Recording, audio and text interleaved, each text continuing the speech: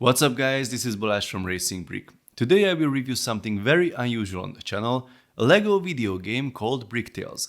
Spoiler warning, this review might reveal details about the story and the puzzles of the game. So, I'm sure all of you played with a LEGO video game at least once in your life, and they usually work a very similar way. Let's take an IP like Star Wars or Batman, add all the characters possible, give it a familiar story with lots of funny moments, and a more or less open world to explore. Well, Bricktales is nothing like that. It is developed by ClockStone, the studio behind the popular Bridge Constructor series. I played with an ancient game that was similar to these about 20 years ago. It was called Pontifex. Does it ring a bell to anyone?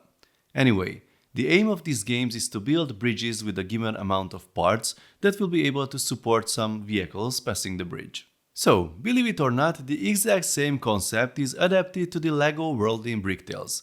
You won't necessarily recognize this for the first sight, as the game practically begins in this underground laboratory where we meet our grandfather, who likes to talk a lot. Additionally, he has a robot, Rusty, who will become our sidekick during the journey, and he talks even more. There are really a lot of dialogues in the game, and unfortunately it is text only, there's no audio. There are 11 different languages to choose from for the subtitles, but it would be nice to be able to listen to the dialogues as well. So, there are tons of discussions to read, and here in the lab we get to know the basics of the game in the form of some tutorials. Question marks will provide information like this basic practice how to move and assemble bricks. The hammer sign means something to build. Icons are gold before we check those items, after completion they turn green. We gradually learn how to move bricks, how to handle the camera, how to rotate bricks, and so on. The building itself happens in a dedicated construction environment, and we need to do things in a predefined volume marked with the dotted lines. Things get more and more complicated, and unfortunately no building instructions are provided. When we need to build something, it will be tested. Either weights are dropped to test the stability, or later a rolling robot tests the constructions where you are supposed to walk through. Structural integrity is important. It might be handy if you paid attention to physics at school. When we finish the tutorial, the concept is revealed. This is grandfather's neglected theme park, and we have to help him to restore it, otherwise the land will be seized.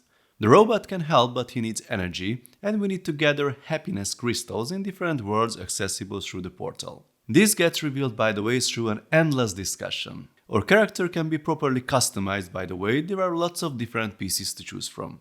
The first world is a jungle. Where a plane crash happens, we need to help the survivors. The things to build will become more and more difficult. Here we need to make some simple stairs. Aesthetics are not important until the structure works and doesn't fall apart.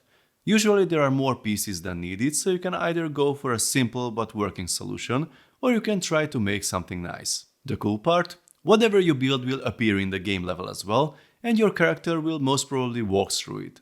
This bridge took a bit more time, but here you can really see the extra amount of pieces you get. Another bonus, there's a sandbox mode where you can add extra pieces to the already completed constructions, and those will also appear in the current level. Controls are a bit challenging to master in general, and sometimes you need to play with the camera angles to put things in place where you want them to be.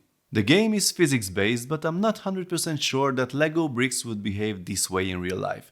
In this case, you need to build a support for the platform, and it obviously won't work if only one side is supported. But honestly, I'm not sure this construction would really work in reality if there are only those single stud connections in the middle.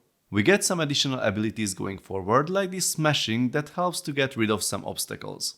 Apart from bridge building, there are other types of challenges as well. In this case, we have to copy a statue, and later on we need to build a functional gyrocopter. This one is interesting as it seems to focus more on the position of the rotor rather than the amount of bricks connecting it to the fuselage. The scenario is similar to the previous one. I'm not sure in reality a single brick would be sufficient for the job. I could finish the first level in about an hour, and according to the status screen here towards the end, I made a good progress with the story, but there are a lot of additional things to find. Unfortunately, I did not receive too many hints about those, found a few animals though. Once we rescue everyone from the plane crash, we get our reward, the happiness crystal. By using it, we can renovate the first item of the amusement park. And we really need to do that. We have to design seats for this device. The process here is slightly different than before, as we are practically free to build anything. There's only a minimal amount of pieces used. If you are looking for puzzles to solve, then this might seem unnecessary, but you cannot proceed without designing 3 sets of seeds. Level 2 is a desert world with a bazaar where an earthquake makes some trouble. Here it is really not obvious how to progress, you need to talk to characters a lot to get to the challenges to solve. Yet another type of building, we need to rebuild a stand for a merchant, and the goal might be a bit confusing if you are not a native English speaker. Although there's some color coding in the instructions to guide you, I have to confess I did not pay attention to that, so I didn't understand initially what tip should be high above the figure. This is one of the next challenges, and it was very late when I played it, so I have to confess that I gave up trying here. It's a good occasion to say a few words about the play experience.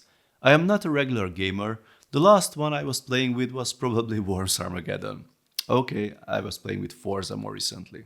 Anyway, I think the challenges of the first level are okay, but you really need to like puzzle games and the bridge builder concept to enjoy Bricktales. Meanwhile, there's the story element with lots of talking, which means lots of reading.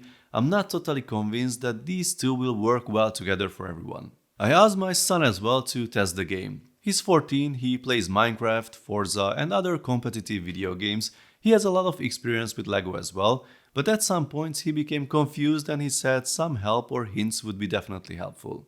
I have to agree with that. If you are stuck at a challenge, then there's no any form of help or hints to progress, at least I couldn't find any, and you cannot move forward with the story. All in all, the game looks very nice. It is refreshingly different from the usual LEGO video game style, but the target audience is definitely smaller as well.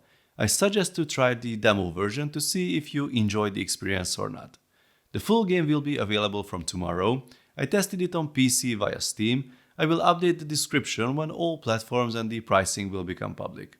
Please let me know your thoughts in the comments. If you like this video, then please give it a thumbs up. I also suggest to subscribe with notifications as more exciting LEGO videos are coming soon. See you next time, bye bye.